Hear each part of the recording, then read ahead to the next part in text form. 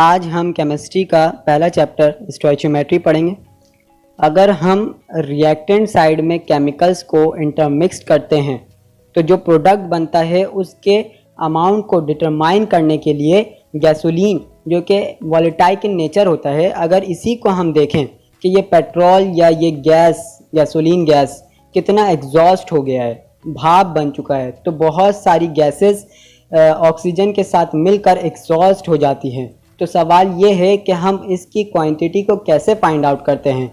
अगर हम सिंपली समझें तो आप 4 कप चाय बना रहे हो और इस 4 कप चाय के लिए आप एडिक्वेट यानी हस्बे ज़रूरत शुगर मिल्क को लेंगे। इसकी प्रोपोर्शन यानी कि इंग्रेडिएंट कितने मिकदार में ऐड हो रही है, केमिस्ट्री में इन सवालों का जवाब स्टोइचियोमेट्री के नॉलेज के बगैर नहीं दिया जा सकता है। स्टोइचियोमेट्री का मतलब है रिएक्टेंट और प्रोडक्ट के दरमियान जो मिकदारियत का ताल्लुक होता है, इस क्वांटिटेटिव रिलेशन को स्टोइचियोमेट्री डील करता है। हम जानते हैं कि ऑक्सीजन गैस और हाइड्रोजन गैस को मिक्स करने पर H2O यानी वाटर बनता है। बगैर स्टोइचियोमेट्री के इल्म के आप ये अंदाज़ा नहीं लगा सकते कि H2O कितना बना है। हम इसी स्टोइचियोमेट्री के ज़रिए ये भी मालूम कर सकते हैं कि 18 ग्राम ऑफ H2O बनाने के लिए कितना हाइड्रोजन या ऑक्सीजन गैस हमें रिक्वायर्ड होगा। स्टोइचियन का मतलब एलिमेंट्स होता है और मेट्रॉन मेजरमेंट को कहते हैं। ये ग्रीक वर्ड्स में कहा जा रहा है जिसका मतलब है कि एलिमेंट्स के measurement. Stoichiometry based on the assumptions reactant molecules completely converted into products. Many chemical reactions are reversible. Some chemical reactions possess side reactions. ये सब assumptions की बुनियाद पर हम स्टोइचियोमेट्री को करते हैं, क्योंकि कुछ जो केमिकल रिएक्शन होते हैं वो रिवर्सिबल होते हैं, यानी कि प्रोडक्ट बनने के साथ साथ फटाफट वो दोबारा रिएक्शन में कन्वर्ट होना शुरू हो जाते हैं, रिएक्टेंट साइड में कन्वर्ट होना शुरू हो जाते हैं। सम केमिकल रिएक्शन, कुछ केमिकल रिएक्शन साइड रिएक्शन भी कर रहे होते हैं, जैसे कि हमें कॉपर बनाना है और वो साथ में कार्बन डाइऑक्साइड को भी प्रोड्यूस कर रहे हैं, तो फिर ये साइड रिएक्शन हो जाएगा। और हमारा पहला ये मानना है कि रिएक्टेंट जो होते हैं वो कम्प्लीटली प्रोडक्ट साइड में कन्वर्ट हो जाते हैं। Mole and Avogadro number. Mole को हम अपने रूटीन वर्क से समझने की कोशिश करते हैं। हम जनरली अपने आप को कंफर्ट जोन में रख कर चीज़ों को एनालाइज करने की कोशिश करते हैं। जैसे हमने अपने कंफर्ट के मुताबिक बाज़ चीज़ों को वेट यानी नाप तोल कर ख़रीदा, तो बाज़ चीज़ों को गिन कर ख़रीदा जाता है। जैसे कि हमें आसानी होती है जब ग्लव्स यानी दस्ताने को पेयर्स की सूरत में ख़रीदते हैं। बनानास को डज़न की सूरत में बाई किया जाता है, which means 1 dozen is equal to 12 bananas. और पेपर को रीम की सूरत में ख़रीदा जाता है, which means 1 ream is equal to 500 sheets. और राइस, वेट, पल्सेस और दीगर ग्रॉसरीज आइटम को हम वेट यानी किलो और ग्राम की सूरत में परचेज़ करते हैं। अगर आप गौर करें तो ये सब दरअसल मेजरिंग यूनिट्स हैं, जिसमें दीगर अलग अलग चीज़ों के लिए अलग अलग यूनिट्स इस्तेमाल हो रही है। इसी तरह अगर हम जब लेबॉर्ट्री में रिएक्शन करने के बाद किसी भी सॉल्यूशन को प्रिपेयर करते हैं तो इसे हम मोल में मेजर करते हैं, क्योंकि किसी भी सॉल्यूशन में मिलियन और बिलियंस की तादाद में एटम, आइंस या मॉलिक्यूल्स हो सकते हैं। तो हम इस डिफ़िकल्टी को सॉल्व करने के लिए जो मेजर करने के लिए यूनिट को डिवाइस किया गया है वो मोल है। मोल को लैटिन में हीप या पाइल भी कहते हैं, जिसका मतलब किसी भी सब्सटेंस का अंबार या ढेर है। ये एक ऐसा यूनिट है जिसे सब्सटेंस के किसी मखसूस पार्टिकल्स के अमाउंट को मेजर करने के लिए इस्तेमाल किया जाता है। मोल के डेफिनेशन के मुताबिक कोई भी ऐसा सब्सटेंस जो 6.02 एक्सपोनेंट 23 पार्टिकल्स का हो वो 1 मोल के बराबर होगा, और ये ह्यूज नंबर एवोगाड्रो नंबर कहलाता है, जिसे अमीडो एवोगाड्रो ने बताया था। चाहे हम कार्बन का 1 मोल लें या मैग्नीशियम का, दोनों में ही सेम नंबर ऑफ पार्टिकल्स मौजूद होंगे जो कि 6.02 एक्सपोनेंट 23 होता है, जबकि कार्बन का मास mg के मास से हाफ कम होता है। A mole is defined as gram atomic mass, gram molecular mass और gram formula mass of any substance, atom, molecules और ions which contains 6.02 exponent 23 molecules या पार्टिकल्स या ions. The number of particles present in 1 mole of any substance is called Avogadro number Na। अब अगर जब हम बात ionic compound की करते हैं तो एक को किस तरह इंडिकेट करते हैं। अगर हमारे पास MgCl 2 का कंपाउंड है, जिसका मतलब है कि Mg पॉजिटिव 2 आइंस के पास 6.02 एक्सपोनेंट 23 आइंस मौजूद हैं, जबकि क्लोरीन Cl2-2 के पास Cl के 2 एटम हैं, यानी कि 6.02 एक्सपोनेंट 23 को 2 से मल्टीप्लाई कर देंगे और Cl के पास 12.04 एक्सपोनेंट 23 आइंस होंगे। जब हम किसी भी प्योर सब्सटेंस के 1 मोल के मास को ग्राम में एक्सप्रेस करते हैं तो वो मोलर मास कहलाता है। जैसे कार्बन के 1 मोल के एटम का एटॉमिक मास 12 AMU होता है, तो इसका मोलर मास 12 ग्राम के बराबर होगा। इसकी यूनिट ग्राम पर मोल होती है, या ग्राम से भी हम इसे डिनोट करते हैं। The mass in grams of 1 mole of any pure substance is known as molar mass. The unit of molar mass is gram per mole. The mass in gram of 1 mole of any pure substance is known as molar mass. अगर हम किसी भी substance के 1 मोल को ले लेते हैं और इसे ग्राम या ग्राम पर मोल से स्पेसिफाई करते हैं तो वो मास मोलर मास कहलाएगा। अगर हम कार्बन का 1 मोल ले लें तो इसका एटॉमिक मास 12 AMU होता है, जबकि अगर हम इसे 12 ग्राम लिखते हैं तो ये कार्बन का मोलर मास कहलाएगा। इसी तरह अगर हम हाइड्रोकार्बन से प्रोपेन की एग्जाम्पल ले लेते हैं, जिसका केमिकल फार्मूला C3H8 है और इसका मॉलिक्यूलर मास 44 AMU है, जबकि इसी 1 मोल के प्रोपेन को अगर 44 ग्राम से डिनोट करें तो ये प्रोपेन का मोलर मास कहलाएगा।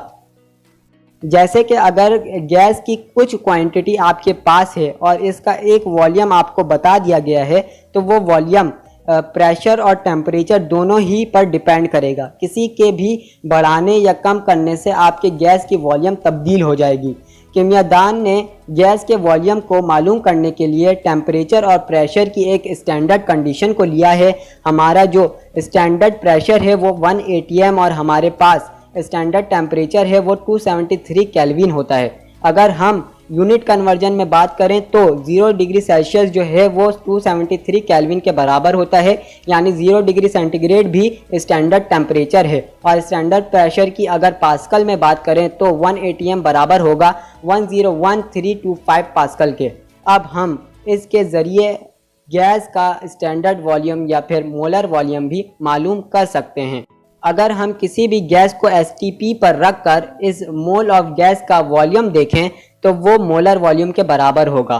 STP means standard temperature and pressure. STP पर जो गैस की वॉल्यूम मोलर वॉल्यूम होती है उसकी वैल्यू है 22.41 dm³। The volume of 1 mole of gas at standard temperature 273 kelvin and pressure 1 atm is referred as molar volume.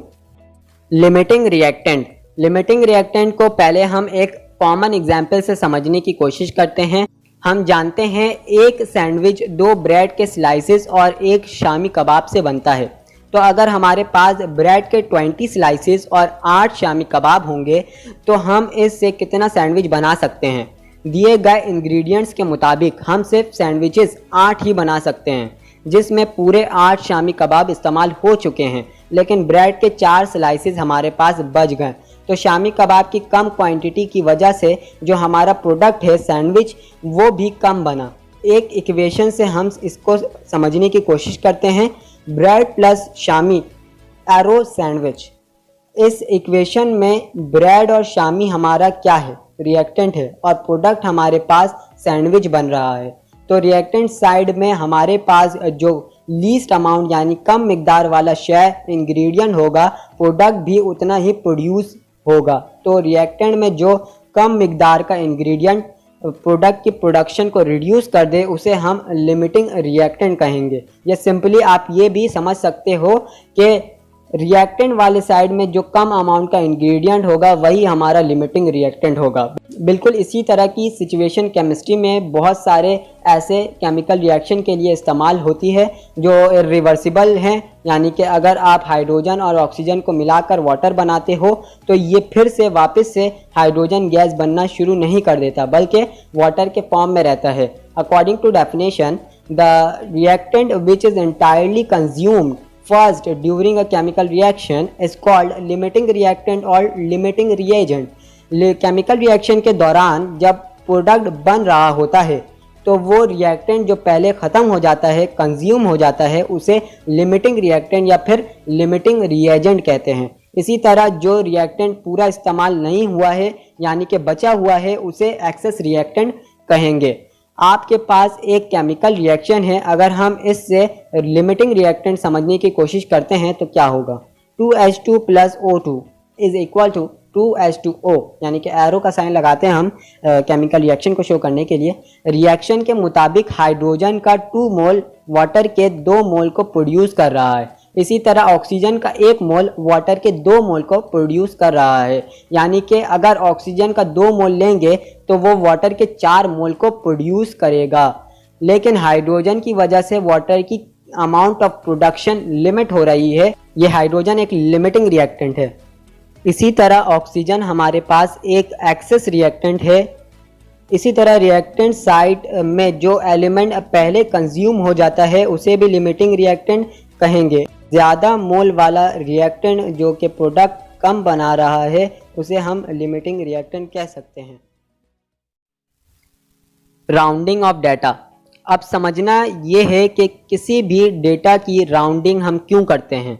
दरअसल chemical calculation करने के दौरान जब कभी हमारे पास किसी भी केमिकल का मास, क्वांटिटी ऑफ मैटर और दीगर चीज़ों की वैल्यू अगर बहुत बड़ी आ जाती है और इसमें बहुत सारे फिगर्स होते हैं जैसे कि 7.85490, तो हम अपनी आसानी के लिए इसके लास्ट डिजिट को एडजस्ट करके ड्रॉप करके डिजायर्ड सिग्निफिकेंट फिगर में तब्दील कर सकते हैं, जिसे समझने में पढ़ने में हमें आसानी होती है, जिससे हम कैलकुलेशन एरर से बच सकते हैं। अगर किसी वैल्यू को कैलकुलेट करते हैं और वो वैल्यू बहुत बड़ी है तो यकीनन हमारी कैलकुलेशन में एक्यूरेसी नहीं आती है, एरर के चांसेस बढ़ जाते हैं। इसी वजह से हम बड़े वैल्यूज़ को राउंड ऑफ करके रिलायबल बनाते हैं। ज़्यादातर हम नंबर्स को राउंड ऑफ करने के बाद 10, 100 या 1000 तक लेकर जाते हैं। किसी भी डेटा को यानी कि जो बड़ी वैल्यू, अनकन्वीनियंट वैल्यू है आपके पास, यानी कि जो बड़ी अनकन्वीनियंट वैल्यू है आपके पास, उसको रिलायबल बनाने के लिए, राउंड ऑफ करने के लिए कुछ रूल्स उसूल होते हैं। वो क्या होते हैं? पहला उसूल ये है कि अगर कोई डेटा आपके पास दिया हुआ है जिसका लास्ट डिजिट 5 से बड़ा है तो उस डिजिट को ड्रॉप करके उससे पहले वाले डिजिट में 1 ऐड कर देते हैं। जैसे कि अगर हमारे पास 5.768 है तो हम इसे 5.77 कंसिडर करेंगे। दूसरा उसूल ये है कि अगर कोई डेटा, कोई वैल्यू आपके पास दिया हुआ है जिसका लास्ट नंबर 5 से छोटा है तो आप इस लास्ट डिजिट को ड्रॉप करके इससे पहले नंबर में बगैर किसी तब्दीली के इसको लिख दोगे। जैसे कि अगर हमारे पास 5.734 वाली वैल्यू हो तो इसे हम सिंपली 5.73 लिख सकते हैं। अब तीसरा उसूल हमसे ये कहता है कि अगर किसी डेटा में वैल्यू को ड्रॉप करते हुए लास्ट डिजिट अगर 5, एग्जैक्ट 5 आ जाए तो वहाँ हम 2 कंडीशन को अप्लाई करते हैं। पहला ये कि अगर इस 5 से पहले कोई इवन नंबर है यानी कि 2468 हो तो हम इस डेटा में कोई भी तब्दीली किए बगैर 5 नंबर को ड्रॉप कर देंगे। और अगर 5 से पहले कोई ऑड नंबर दिया हुआ हो यानी कि 1357 तो हम इस 5 नंबर को ड्रॉप करके इससे पहले वाले नंबर में 1 ऐड कर देते हैं। जैसे कि अगर हमारे पास 7.865 है तो हम इसे 7.86 लिखेंगे, जबकि अगर हमारे पास 23.34 है तो हम इसे 23.4 लिखेंगे। Significant figure. अभी जिस डेटा को हमने राउंड ऑफ किया है, इस डेटा में कुछ फिगर ऐसे होते हैं जो रिलायबल होते हैं और कुछ नहीं होते हैं। अब हमारे पास जो डेटा है इसमें कितने फिगर्स जो हैं वो सिग्निफिकेंट हैं, रिलायबल हैं, उसे समझने का, उसे जानने का कुछ उसूल है, कुछ रूल है। पहला उसूल ये है कि सारे नॉन ज़ीरो डिजिट्स सिग्निफिकेंट कहलाएंगे। यानी कि अगर हमारे पास एक नंबर है 240, इसमें 2 सिग्निफिकेंट फिगर हैं। नॉन ज़ीरो डिजिट्स का मतलब है ज़ीरो को छोड़कर सारे डिजिट्स ही सिग्निफिकेंट कहलाएंगे। लेकिन दूसरा उसूल ये कहता है कि अगर ज़ीरो 2 नॉन ज़ीरो के बीच आता है तो उस ज़ीरो को भी हम सिग्निफिकेंट कहेंगे। जैसे कि 204, अब इसमें सिग्निफिकेंट फिगर्स 3 मौजूद हैं। तीसरा उसूल ये है कि अगर कोई वैल्यू 0 से स्टार्ट हो रहा है तो स्टार्टिंग के सारे नॉन ज़ीरो सिग्निफिकेंट कहलाएंगे, जैसे कि 0.0008 इसमें सिर्फ एक ही सिग्निफिकेंट फिगर है। चौथा उसूल ये कहता है कि अगर डेटा 0 पर ख़त्म होता है तो इस डेसिमल वाले 0 से पहले के सारे डिजिट्स सिग्निफिकेंट कहलाएंगे, यानी कि 4000.0 इस वैल्यू में 3 सिग्निफिकेंट फिगर्स हैं। और अगर डेसिमल के बाद कोई नॉन ज़ीरो आ जाता है तो इससे पहले और इसके बाद वाले ज़ीरो को भी हम सिग्निफिकेंट कंसीडर करते हैं, जैसे कि 32.0040 इस वाले डिजिट में 6 सिग्निफिकेंट फिगर मौजूद हैं। इसी तरह 5वें रूल में अगर कोई डेटा एक्सपोनेंशियल फॉर्म में दिया हुआ है तो इसका कोएफिशिएंट ही सिर्फ सिग्निफिकेंट कहलाता है, जैसे कि 9 एक्सपोनेंट 6, तो इस डेटा में 1 ही डिजिट सिग्निफिकेंट है। किसी भी वैल्यू को अगर हम एक्सपोनेंट फॉर्म में लाना चाहते हैं तो इसके 2 तरीके होते हैं। अगर हम पॉइंट को लेफ़्ट साइड मूव करते हैं तो एक्सपोनेंट हमारा पॉजिटिव आएगा। जैसे अगर हमारे पास वैल्यू 40,000 हो तो हम पॉइंट को लेफ़्ट साइड की तरफ लाना शुरू करेंगे और 4 डिजिट के बाद पॉइंट लगा देंगे, जिसकी वजह से बेस के ऊपर पावर यानी एक्सपोनेंट 4 आ जाएगा, जैसे कि 4 एक्सपोनेंट 4। और अगर हम पॉइंट को राइट साइड मूव करवाते हैं तो हमारे पास एक्सपोनेंट की नेगेटिव फॉर्म आएगी, जैसे कि हमारे पास एक वैल्यू है 4.001। अब हम जब पॉइंट को एक डिजिट राइट साइड की तरफ मूव करवाएंगे तो ये 40.01 एक्सपोनेंट -1 बन जाएगा, यानी एक्सपोनेंट या पावर नेगेटिव में आएगा। अब इसी वैल्यू से समझ जाएं कि इस वैल्यू में 40.01 कोएफिशिएंट है, जबकि 10 इसका बेस है और -1 इसका एक्सपोनेंट या इसे हम पावर भी कह सकते हैं। मल्टीप्लिकेशन के केस में हम बेस सेम होता है तो पावर को ऐड कर देते हैं, और डिवीजन के केस में अगर बेस सेम होता है तो पावर को हम सब्ट्रैक्ट कर देते हैं। बाकी कोएफिशिएंट को हम एडिशन रूल यानी सिंपल अरिथमेटिक रूल के मुताबिक सॉल्व करेंगे। और भी बहुत ही आसान रूल आपके बुक में लिख दिया गया है। अब हम यील्ड को समझने की कोशिश करते हैं। Theoretical yield, practical yield and person yield. अब हम इसकी एग्जाम्पल को लाइफ से कनेक्ट करके समझने की कोशिश करते हैं। अगर हम एक किसान की मिसाल लेते हैं, एक किसान है जो कि 100 ग्राम फर्टिलाइज़र को वो मिट्टी में बो रहा है और इसकी हिसाब किताब के मुताबिक, इसकी कैलकुलेशन के मुताबिक इस खाद से 10 प्लांट्स ग्रो होने चाहिए, लेकिन दरअसल सिर्फ 9 प्लांट्स ही ग्रो हुए हैं, यानी कि 900 ग्राम फर्टिलाइज़र ने पौधा बनाया जबकि 100 ग्राम किसी भी वजह से डेड हो गया, इससे पौधा ग्रो नहीं हो पाया। यानी कि किसान के हिसाब के मुताबिक 10 प्लांट्स उगना चाहिए था, जो कि कैलकुलेशन के बेस पर यानी कि थ्योरेटिकल था, और उगा सिर्फ 9 पौधा, यानी कि ये प्रैक्टिकल है। अब हम इस C से % भी निकाल सकते हैं, जिससे हमें मालूम पड़ेगा कि ये खाद हमें एडवांटेज देगा या नहीं।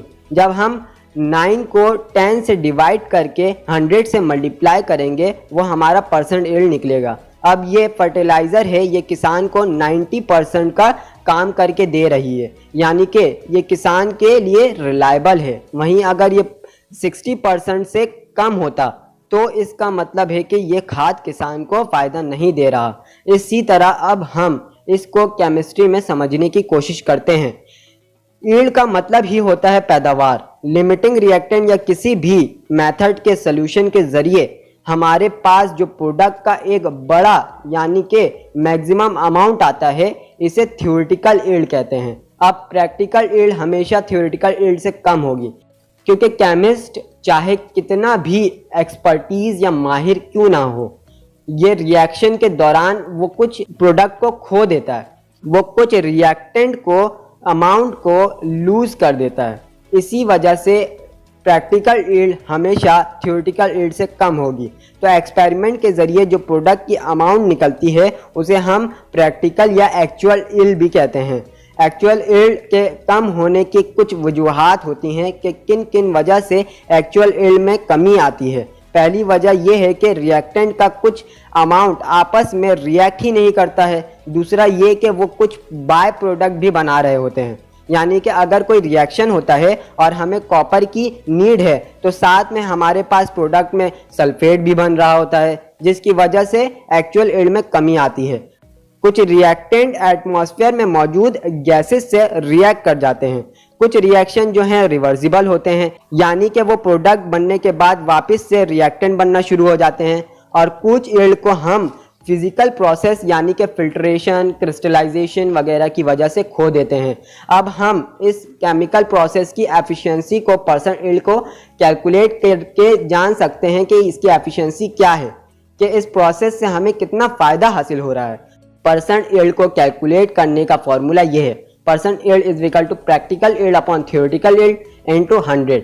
फॉर्मूलाज कुछ हैं जो बहुत इंपॉर्टेंट है, आपको न्यूमेरिकल बनाने में काम आएंगे। जैसे नंबर ऑफ मोल्स हमेशा बराबर होगा given mass divide by molar mass के। नंबर ऑफ मोल्स ही बराबर होता है number of particles divide by Avogadro's number के भी, और यही नंबर ऑफ मोल्स बराबर होता है volume of gas eight STP divide by molar volume के। और मोलर वॉल्यूम हमारे पास क्या होता है 22.41 डीएम3, अगर हम डीएम3 में ये बात कर रहे हैं तो।